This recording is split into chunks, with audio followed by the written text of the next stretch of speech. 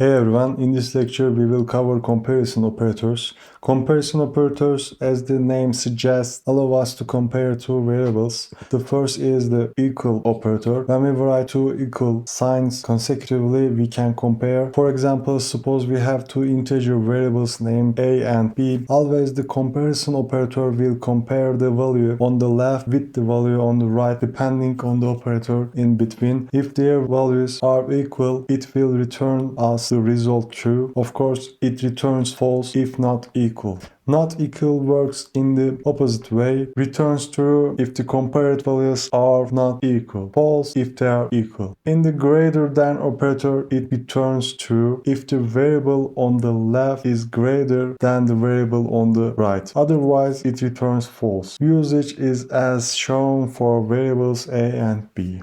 A similar logic applies to the less than operator. If the value to the left of the operator is less than the value to the right, it returns true, otherwise it returns false. Sometimes you need to compare cases where it is both greater than and equal. In such cases, we use the greater than or equal to operator. As shown in its usage, it returns true if A is greater than or equal to B, and false otherwise. In the same logic, the less than or equal to operator returns true if A is less than or equal to B, and false otherwise. See you in the next video.